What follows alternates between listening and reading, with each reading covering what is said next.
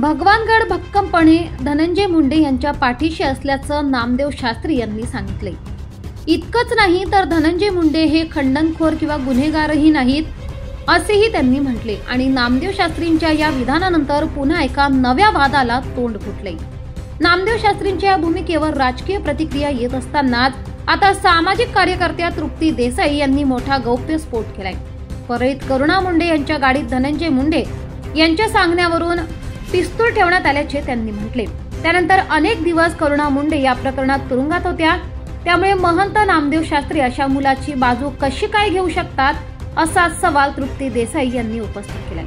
तृप्ती देसाई यांनी या संदर्भातला एक व्हिडिओ देखील समोर आणलाय, ज्यामध्ये महिलेच्या वेशातील एक व्यक्ती गाडीत पिस्तूल ठेवत असल्याचं त्यांनी म्हटले आणि पिस्तूल ठेवणारा हा व्यक्ती पोलीस असून त्याचे नाव सचिन सानप असल्याचं त्यांनी जारी केलेल्या एका व्हिडिओत म्हटलंय।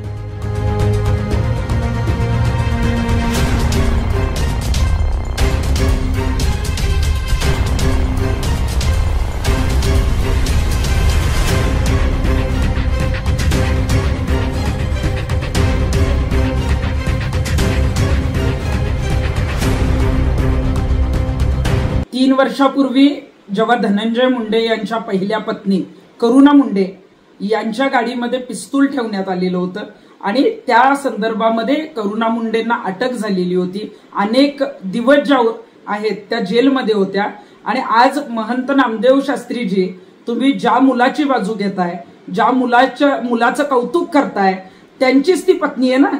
धनंजय मुंडेंनी स्वतः त्या पत्नीला अडकवण्याचा प्रयत्न केला। मी जो आता व्हिडिओ पाठवलेला आहे त्यामध्ये आपण जर बघितलं तर परळीमध्ये जेव्हा करुणा मुंडे पोहोचल्या होत्या तेव्हा काही पोलिसांनीच जे आहे ती डिक्की उघडली आणि त्याच्यामध्ये ती पिस्तूल ठेवण्याचा प्रयत्न केलेला होता आणि त्यातला जो गुलाबी ड्रेस आणि पिवळा स्कार्फ मध्ये जो कोणी दिसत आहे तो पोलीस आहे सचिन सानप। आजूबाजूलाही अनेक सगळे पोलीस आहेत, त्यांची मी नावं पाठवलेली आहेत। मग भास्कर केंद्रे असेल, गीते असतील, अनेक पोलीस कर्मचारी होते ज्यांना हे सगळं माहीत होतं। म्हणजे पूर्वनियोजित कट रचून आपल्याच बायकोला अडकवणारा याचं कौतुक तुम्ही कसं काय करता?